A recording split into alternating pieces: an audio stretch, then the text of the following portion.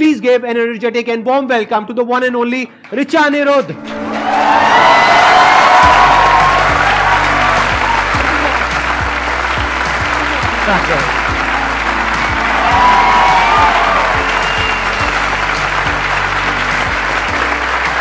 Please, बैठिए। हाँ। इनका YouTube के ऊपर एक बहुत ही पॉपुलर शो है जिंदगी विद रिचा के नाम से। और आपको एक बहुत इंटरेस्टिंग बात बताता हूं, आज से आई थिंक 12-13 साल पहले मैं आया था आपके शो में। 2009 में मैं इनके शो में गया था। जिंदगी लाइव के नाम से इनका एक शो था।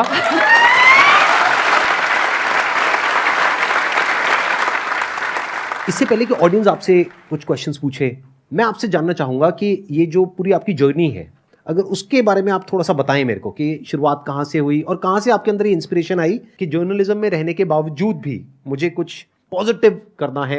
2002 आई जॉइंड जी। 2005 फिर मैं यहाँ आई, एक चैनल 7 शुरू हुआ था, चैनल 7 जागरण वालों का था, जो कि 2006 में IBN 7 बना, जिसमें फिर आप आए। 2007 में जिंदगी लाइव आ गया मेरी जिंदगी में, और जिंदगी लाइव नहीं आता तो शायद मैं जर्नलिज्म छोड़ के भाग जाती, क्योंकि 2006 तक आते आते मैं फ्रस्ट्रेट भी होने लगी थी कि हम क्यों, उसके पीछे क्या रीजन है? थोड़ा बताइए ना, मतलब मजा आएगा। ये थोड़ा अंदर की बातें लोगों को पता होनी चाहिए। ये कह रही है जर्नलिज्म से थोड़ी फ्रस्ट्रेट हो गई थी, तो मेरे अंदर क्यूरियोसिटी आ रही है कि ऐसा क्या था जर्नलिज्म में जिसकी वजह से फ्रस्ट्रेट हो गए। हाँ, बाहर बहुत सारे मेरे एक्स बॉसेस, दोस्त सब है। नाम मत लीजिए किसी का भी। नाम नहीं बताइए। मैं शायद उस पीढ़ी को बिलोंग करती हूँ जिसने 2002 में जब न्यूज पढ़नी शुरू की, तो we were not exactly like Doordarshan, थोड़े से इवॉल्व हो गए थे, लेकिन मतलब एकदम स्ट्रेट फेस न्यूज नहीं पढ़ते थे, एक्सप्रेशन के साथ पढ़ते थे, आज ये हुआ, भारत जीत गया ये। लेकिन जितना आजकल चिल्ला रहे हैं वो पिच हमारी कभी नहीं थी। अब तो ऐसा लगता है जैसे मोन्टाज खत्म होता है, एज आई सेड, सब मेरे दोस्त हैं, बट ऐसा लगता है वो कह रहे हैं नमस्कार मैं हूं ये, और अब मैं आपको गोली मार दूंगा।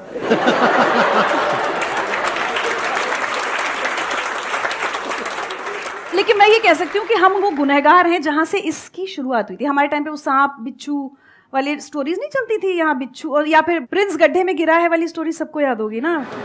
वो शुरुआत थी ये इस तरह से कि एक खबर पे 24 घंटे लाइव चल रहा है, एंकर भी स्टूडियो में लाइव है, मतलब तब तक नहीं चला था। आस्क मी, मैं एंकर थी। टॉक बैक में आवाज आ रही है, कैलाश खेर लाइन पे है। अब ठीक है, बच्चा गड्ढे में गिरा है, उसके रेस्क्यू ऑपरेशन चल रहे हैं, अब कैलाश खेर से मैं क्या पूछूं ऐसे में? तो मैं इशारा कर रही हूँ कि क्या पूछूं? नहीं गाना गवाओ, गाना, क्योंकि अब टाइम पास करना है, आपके पास कुछ। मैं कह रही हूँ कैलाश जी आपको पता है, वो कह रहे हैं जी। मैं कहा कैलाश जी कुछ गा दीजिए बच्चे के लिए। आप समझ, अब इस ट्रेजेडी में कॉमेडी हो रही है टोटल, और and I have to maintain a straight. और उन्होंने गाया, टूटा टूटा एक परिंदा ऐसे।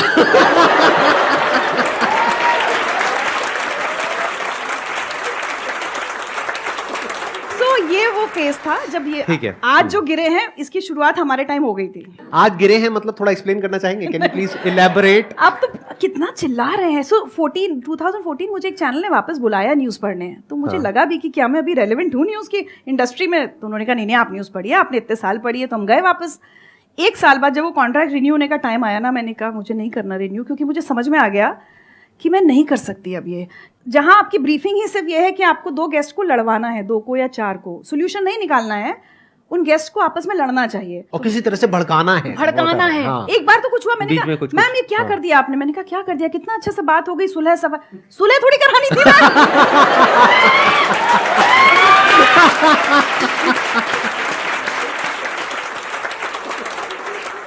एंड फिर मैंने 2015 was like the end of reading news, but उस बीच 2007 से 2014 तक जिंदगी लाइव आ गया, तो कम से कम मैं टिकी रही वहां पर जहां मैं थी। और वहां पे आई एम नॉट श्योर आप में से कितने लोगों ने देखा है, कितनों ने नहीं देखा है, बड़ा ही कमाल का इनका वो शो था जिंदगी लाइव, जहां पर मैं गया था। वहां की जो एनर्जी थी, जो ऑरा था, जो वाइब्स थी वहां की, उसकी शो की, सेट की, दैट वाज अमेजिंग। जिंदगी लाइव जब बंद हो गया और मैं कहीं जाती थी ना, लोगों को शायद मेरा नाम याद ना हो, बट लोगों को जिंदगी लाइव याद रहता था।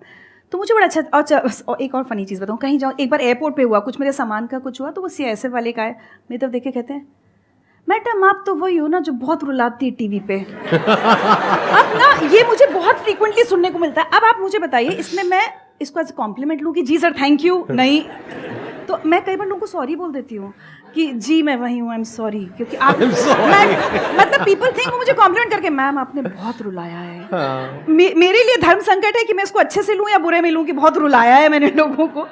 But on a serious note अच्छी बात ये लगती है कि हमने कुछ ऐसे टॉपिक्स उस जमाने में छुए। हमने एसिड अटैक सर्वाइवर्स के बारे में बात की। जब मैं ये कह रही हूँ कि मुझे लगने लगा था कि हम सोसाइटी के रियल इश्यूज़ पे तो बात ही नहीं कर रहे, वो हम आज भी नहीं कर रहे, वो टीवी आज भी नहीं कर रहा। आज भी सिर्फ आप लड़ाई कर रहे हैं, कुछ आपके पास सेट मुद्दे हैं जिस पर इन लोगों को लड़वा दो। कौन बात कर रहा है कि देश में एसिड अटैक्स हो रहे हैं लड़कियों पर या किसी पर भी, इवन लड़कों पर भी हो जाते हैं। उस ज़माने में 2007 में जब मैंने होमोसेक्सुअलिटी पे बात की थी ना संदीप, मैं भी बहुत कंफर्टेबल नहीं थी, पहली बार वो एपिसोड किया। हमने चाइल्ड सेक्सुअल अब्यूज़ पर जब बात की तो आई थिंक प्रॉब्ली वो हिंदी टेलीविजन पर चाइल्ड सेक्सुअल अब्यूज़ के सर्वाइवर से बात करने वाला पहला टीवी शो था। तो उस चीज़ का एक सेटिस्फैक्शन होता था। मोटिवेशनल तो बहुत किए, गरीब घरों के बच्चे जो IAS बन गए या IIT में चले गए, डॉक्टर्स बन गए, वो तो गोविंद जायसवाल आज भी लोगों को याद हैं। आज भी आप सोचिए 2007 का एपिसोड है वो, 15 मुझे नहीं पता क्या था उसमें। वो रिक्शे वाले के बेटे हैं, बनारस में उनके पापा रिक्शा चलाते थे और वो IAS बने थे। अच्छा। उस साल एक में तो गोविंद जायसवाल आए थे, फिर एक में कुलदीप चहल, इंद्रजीत महाता, वो सब IPS ऑफिसर्स हैं इस समय, कहीं कहीं SSPs हैं, और कोई बिल्कुल बहुत गरीब मजदूर का बेटा था। तो क्या होता है, मुझे आज तक लोग ये कहते हैं, अब तो मुझे ब्यूरोक्रेट्स मिलते हैं जो ये कहते हैं कि जब हम पढ़ रहे थे और हमें जब हम डिमोटिवेटेड हो जाते थे तो हम ये देखते थे अरे जिंदगी लाइफ में अगर ये लड़का कर सकता है तो हम भी कर सकते हैं।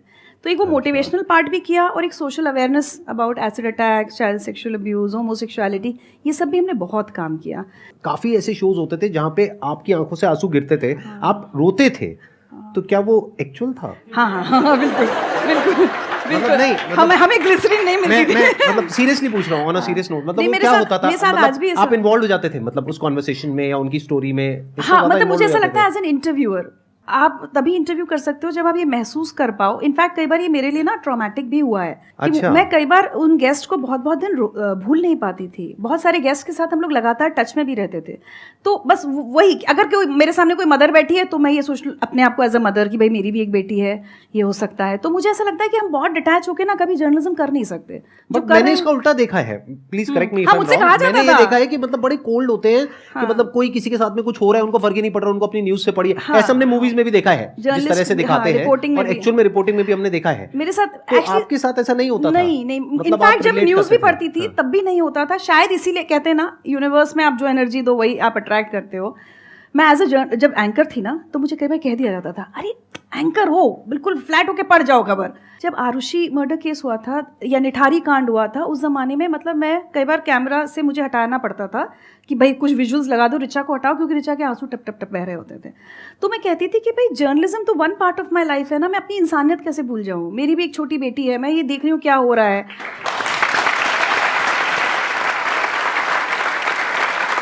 मैं आपको बताऊं, लेकिन जो अपन जिंदगी लाइफ की बात कर रहे थे ना, हाँ। तो वो छोटी सी एक बात ही छूट गई। मैं कहीं घूम रही थी तो एक ऐसे यंग लड़के आए मेरे पास, मुझसे बोलते हैं आपने जिंदगी लाइफ क्यों बंद कर दिया?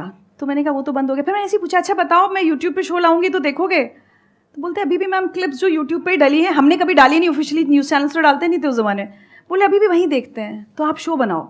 So some random strangers on the road actually motivated me to start जिंदगी with This was in which year?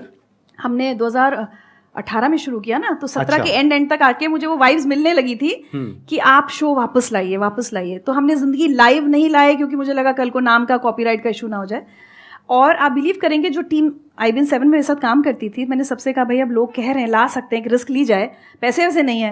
मेरे सब कॉलीग्स ने कहा पैसों की चिंता नहीं करो, हम सब कहीं कहीं नौकरियां कर रहे हैं, ठीक है, लेकिन उससे वो सेटिस्फैक्शन नहीं मिल रहा। आपका शो बनाओगे, हमें वो वाला सेटिस्फैक्शन मिलेगा कि अच्छा काम करने वाला। पहला सीजन मेरी किसी टीम मेंबर ने मुझसे पैसे नहीं लिए, किसी ने नहीं, एडिटर, कैमरा पर्सन, किसी ने नहीं। क्या बात है, हमने पहला सीजन फ्री में ऐसे ही बनाया। ये दिखाता है कि आप सिर्फ अच्छे इंसान दिखते नहीं हैं कैमरे के सामने, आप एक्चुअल में भी अच्छे इंसान हैं, तभी इतने सारे लोग आपके साथ आकर के खड़े हुए। नहीं तो आज के जमाने में कोई किसी के लिए नहीं खड़ा होता है। नहीं, मैं हमेशा बोलती हूँ लोगों ने पैसे कमाए होंगे, मैंने रिश्ते कमाए, ये तो है। क्या बात है, क्या बात है। Hello ma'am. Hello sir. Hello ma'am, पहले तो आप बहुत सुंदर लग रहे हो और आपको देख के एक एनर्जी फील हो रही है सच में, और वुमेन्स के लिए आप एक इंस्पिरेशन लग रहे हो। Thank you so much. और मैम मैं आपसे एक क्वेश्चन पूछना चाहती हूँ कि इस एज में भी खुद को एनर्जेटिक रखने के लिए और मोटिवेटेड रखने के लिए मतलब आप क्या करते हो? 2-3 चीज़ें हैं। मेरा एक तो ना, मेरी सबसे बड़ा टॉनिक मेरा काम है। इनफैक्ट मैं आज ही अपनी टीम को बोल रही थी कि अब क्या हुआ, कल मैं गुजरात में थी, मतलब परसों मैं रन वाली साइड, गुजरात में भी बिल्कुल भुज अंजार साइड, वहाँ शूट कर रही थी अपने शो के लिए। नहीं, एक डॉक्यूमेंट्री के लिए। अच्छा। कल रात 10:30 बजे मैं घर पहुंची हूँ, 10:30-11, क्योंकि फ्लाइट लेट हो गई। आज सुबह मैं यहाँ आ गई, परसों मैं अयोध्या और उसके बाद वाराणसी में लगातार ट्रैवल कर रही होंगी, मतलब अगले 15 दिन आई एम ट्रैवलिंग। तो मैं यही बोल रही थी कि चलो कोविड का वर्क फ्रॉम होम अब खत्म हुआ, अब ट्रैवलिंग शुरू हो गई, तो काम जब करती हूँ ना तो एनर्जी रहती है मेरे अंदर, मुझे ऐसा लगता है। दूसरा एक चीज़ मैं सोच के भी आई थी कि ज़रूर बोलूँगी आप सब यंगस्टर्स को, आप में से कितने लोग हैं जो कोई भी अपना मतलब प्रोफेशन के साथ कोई एक पैशन परस्यू कर रहे हैं, चाहे पेंटिंग करते हो, चाहे गाते हो, चाहे डांस करते हो। मेरे लिए म्यूज़िक एक बहुत बड़ा टॉनिक है। तो हमारे यहाँ मजाक होता है कि बारिश हो रही है तो इन्हें गाने सुनने, ये दुखी है तो इन्हें गाने सुनने, ये सुखी खुश हैं तो इन्हें गाने सुनने।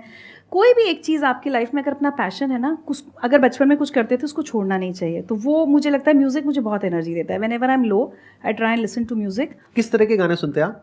सब तरह के, डिपेंडिंग ऑन माई मूड। बारिश अभी तो 2 दिन से तो वो प्लेलिस्ट ही हमारी जब बारिश आ गई तो खैर मैं थी नहीं, कल रात से वो शुरू हो गया।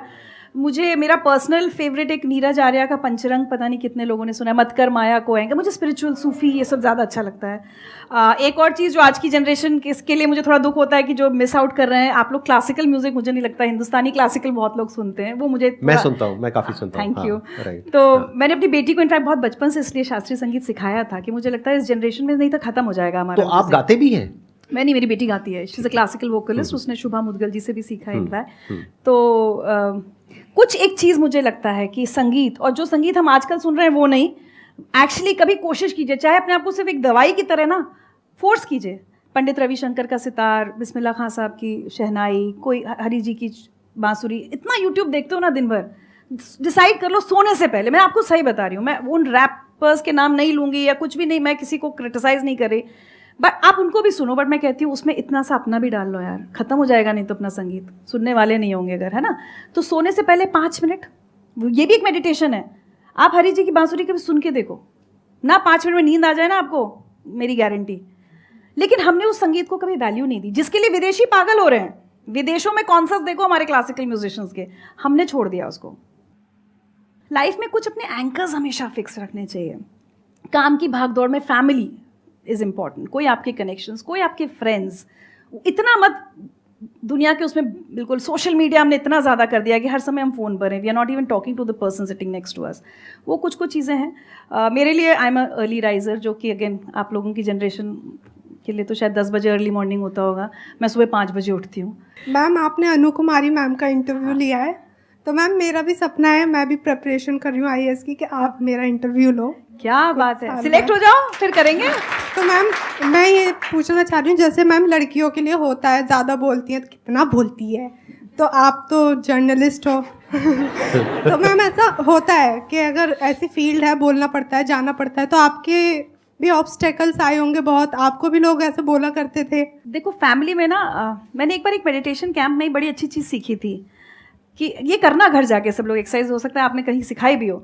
एक डॉट बनाइए जो आप हैं, उसके बाद सर्कल्स बनाते जाइए बाहर, तो इमीडिएट आपके बाद वाले सर्कल में फैमिली कौन, ठीक है, तो वो अगर मेरी मदर या मेरी नियर एंड डियर वंस हैं, उन सबको तो पता है, बहुत बोलती है, कोई बात नहीं, they all fine with it.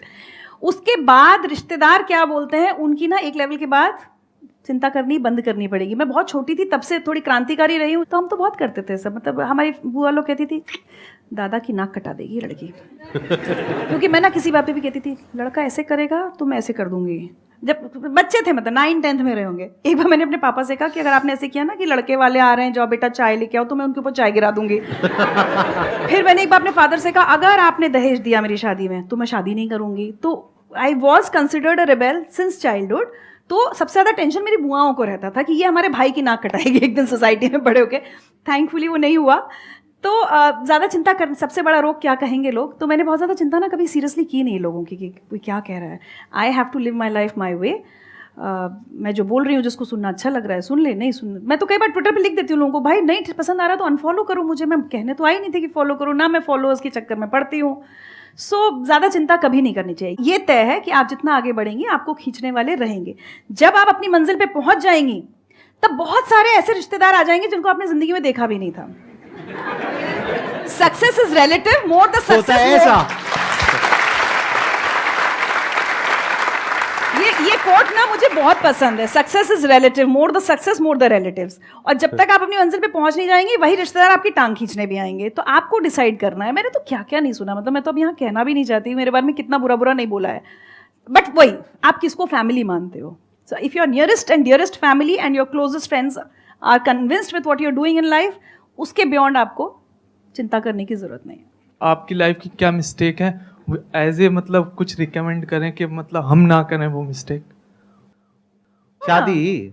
नहीं मैम, कुछ मिस्टेक होती है ना, मतलब कॉमन मिस्टेक जो लगता है हम कर सकते हैं, वो मैम बता दीजिए कि क्या। बट मैं सही बताऊं, मिस्टेक्स करनी चाहिए। मुझे लगता है हम अपनी शादी गलतियों- करनी चाहिए। कोई मिस्टेक ऐसी होती है जिसके करने के बाद कुछ खत्म ही हो जाता है, कुछ बचता तो ही फिर नहीं। तो शादी ही मत करना। मैं ना घर में जब झगड़ा हो जाता है ना, अपने पूरा स्टाफ जो जिन लड़कियों की शादी नहीं हुई, मेरा गुस्सा खान, शादी मत करना तुम लोग, कोई किसी को सबको समझ में आ जाता है कि आज मूड खराब है। हाँ वैसे नहीं जरूरत है तो नहीं कर, वो तो भी चलेगा। Thank you so much ji, thank you, thank